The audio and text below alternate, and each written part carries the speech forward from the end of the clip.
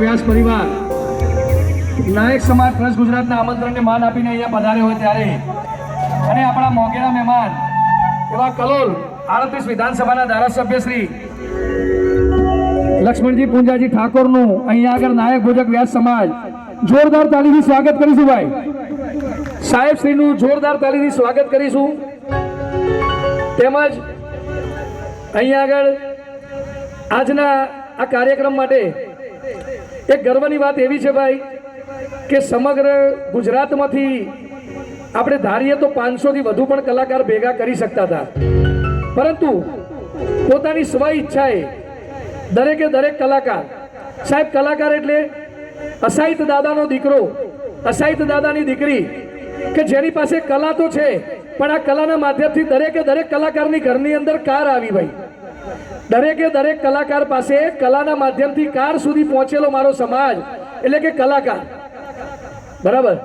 તો આજે આજના શુભ દિવસે આજનો આ કાર્યક્રમ રાખવા પાછળનો આપણો ધ્યેય અને આપણો હેતુ એક જ છે કે સમગ્ર ગુજરાતની અંદર જ્યારે આપણા અસાહિત દાદાનો રથ ફરવા નીકળ્યો છે ત્યારે સમગ્ર ગુજરાતની અંદર આપણા પરિવારને આશીર્વાદ આપવા માટે આપણે જ્યારે જઈ રહ્યા છીએ ત્યારે આજે 1 મહિનો ને 5 દિવસ પૂરા થયા એ સમયગાળા દરમિયાન આપણે ગુજરાતની અંદર માત્ર ને માત્ર હજુ 15 ગામ કવર કર્યા અને જે સારામાં સારો રિસ્પોન્સ મળ્યો તેની ખુશાલી ખાતર આજ રોજ આપણે આ ભવ્ય રાસ ગરબા અને એક સમાજ એક જ જગ્યા ઉપર ભેગા મળીને ભોજન લઈએ એવું સુંદર મજાનું આયોજન આપણે અહીંયા કરવામાં આવ્યું છે. તો હવે ટૂંક સમયમાં અસાહિત દાદા અને મહાકાળી માતાની આરતી કલોલના ધારાસભ્ય શ્રી બકાજી પૂંજાજી ઠાકોર સાહેબના હાથે આપણે અહીંયા આગળ શરૂ કરીશું. તો એ પહેલા દરેક મહેમાનને બે હાથ જોડી નમ્ર વિનંતી કરવાની કે હવે આપણે અહીંયા અસાહિત દાદા અને મહાકાળી માતાની આરતી કરવા જઈ રહ્યા છીએ ત્યારે પોતાની જગ્યાએથી ઊભા થઈને માતાજીના અને અસાહિત દાદાના ફોટા સમક્ષ હાજર થઈશું. દેવરાજ સાહેબશ્રીને આરતી સુધી લઈને આવો. દેવરાજ વાઘેલા.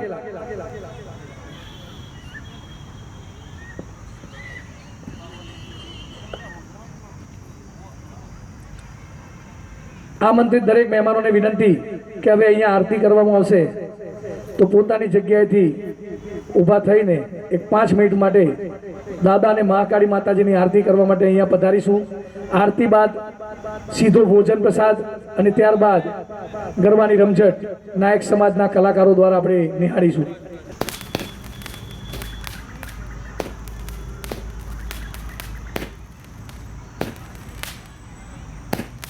દરેક મહેમાનોને નમ્ર વિનંતી કે સ્ટેજની આજુબાજુમાં આવી જજો. અહીંયા અસાઈ દાદાની આરતીનું આપણે અહીંયા ગુણગાન કરીશું અને ત્યારબાદ ગરબાની રમઝટ બોલાવીશું.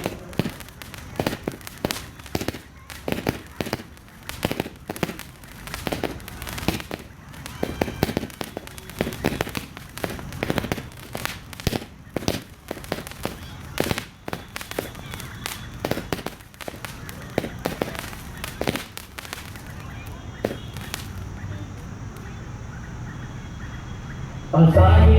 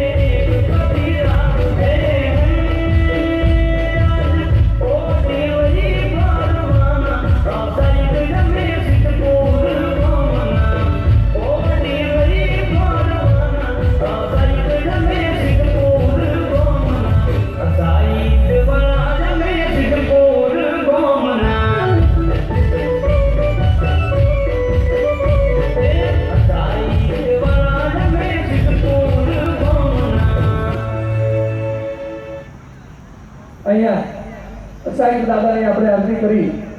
હવે ત્યારબાદ માં મહાકાળીની આરતી પણ હજુ કરવાની છે. કોઈ પણ ભાઈ બહેને આજે આરતી ઉતાર્યા વગર જવાનું નથી. દરેકને આજે લાવો મળે છે સાહેબ. તો મારા સમાજને આજે બે હાથ જોડી વિનંતી કરવાની જે અહીંયા શરૂ કરવામાં આવે 5 મિનિટ પછી ભોજન લઈશું અને ત્યારબાદ ગુજરાતના નામાંકિત કલાકારો દ્વારા આપણે અહીંયા આગળ ગરબાની રમઝટ બોલાવીશું. સમગ્ર ગુજરાતમાંથી નામી અનામી નાયક ભોજક વ્યાસ પરિવારને આમંત્રણ આપીને નાયક સમાજ કચ્છ ગુજરાત દ્વારા જે અહીંયા સુધી આપને કિંમતી સમય આપી દાદાની મહાકાળી માતાજીના આશીર્વાદ લેવા માટે આપ સૌ સહપરિવાર સાથે પધાર્યા છો. આવી 42-43 ડિગ્રી ગરમી હોવા છતાં પણ જ્યારે સમાજ એક થઈને અહીંયા સુધી પહોંચે છે તે બદલ આપ સર્વેનો હું હૃદયથી આભાર માનું છું. હવે અહીંયા મહાકાળી માતાજીની આપણે આરતી કરીશું અને ત્યારબાદ ભોજન સમારંભ શરૂ કરવામાં આવશે. ક્યારે ઘીની નદીઓ વહેતા જોઈ છે ખરા? હા, અમે એ જ ઘીની વાત કરી રહ્યા છીએ કે જે તમે ખાવામાં ઉપયોગ કરો છો. ગુજરાતમાં એક ગામ એવું છે કે જ્યાં ઘીની નદીઓ વહે છે, સાથે સાથે સ્વિમિંગ પુલ પણ ઘીનો બનાવવામાં આવે છે. અહીં કોઈ વાત મજાકની નથી, પરંતુ શ્રદ્ધાની વાત છે. કહેવાય છે કે ગાંધીનગર પાસે રૂપાલ નામનું એક ગામ આવેલું છે. આ ગામમાં વરદાય માતાનું મંદિર છે. પાંડવોના સમયથી જ અહીં એક પલ્લીની રચના કરવામાં આવે છે કે જે પલ્લીની અંદર લોકો ઘી ચડાવીને પોતાની માનતા પૂરી કરતા હોય છે.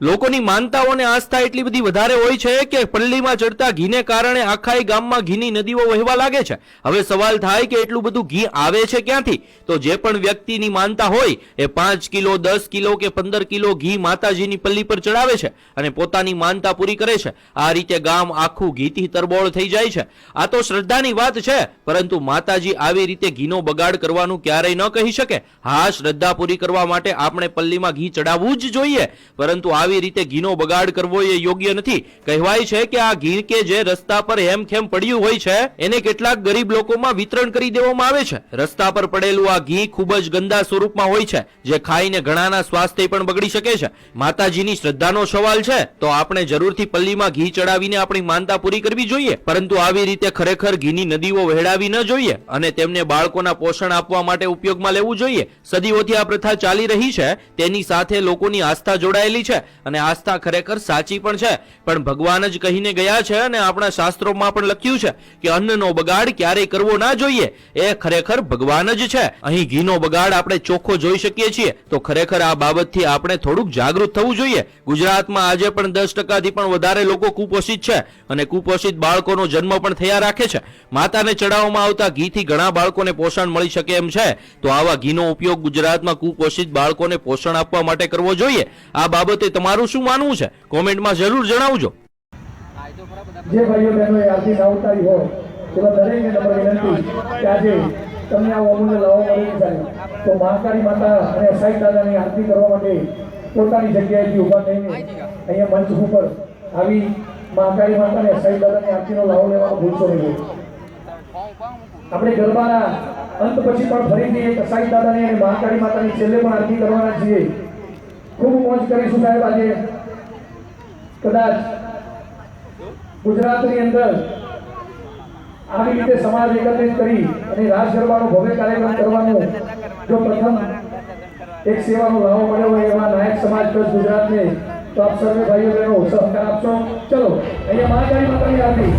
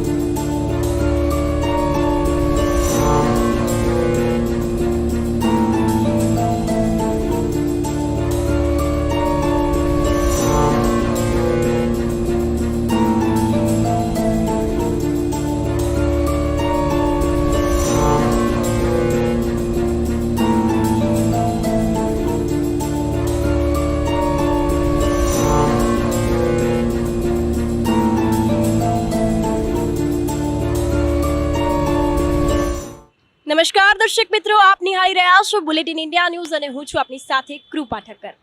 તો ઘણા ટાઈમથી મેં આ રસ્તા પર જોયું છે કે એક વ્યક્તિ જે છે તે લોકોને કંઈક સંદેશ આપી રહ્યા છે, તે મને જોવા મળ્યું છે.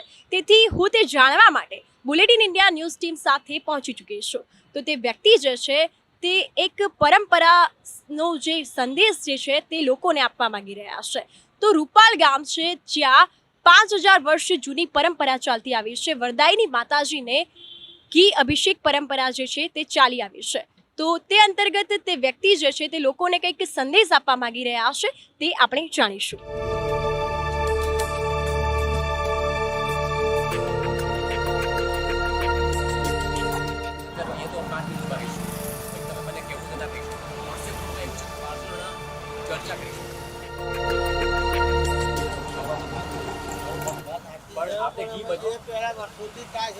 ઘીનો બગાડ થાય એ ઘીનો તમે છે ને કંઈક સદુપયોગ કરી શકો, બીજાને તમે ગરીબને આપી શકો, ખવડાવી શકો.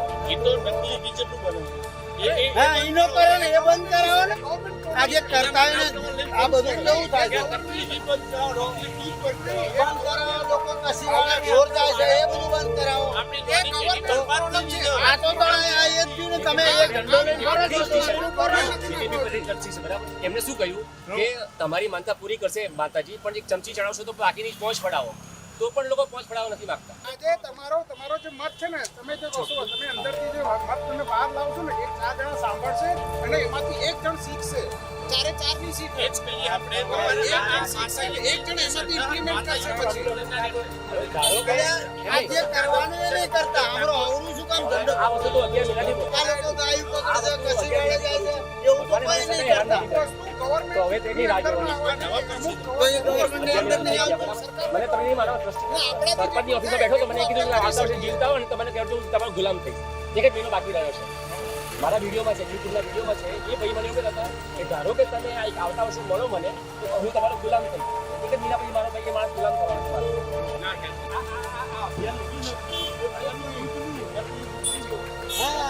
નકલી ઘીનું લો, નકલી પનીરનું લો.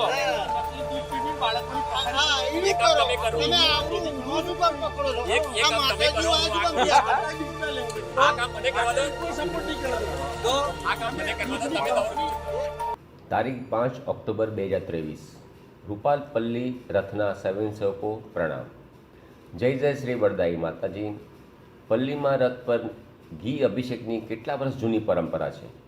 પરંપરા કેવી છે તે અમને લેખિતમાં પુરાવા સાથે જાણવા માગીએ છીએ. અમે જાણવા માગીએ છીએ કે નીચેના આપેલા 7 પ્રશ્નોમાંથી સાચી પરંપરા કઈ. પ્રશ્ન 7.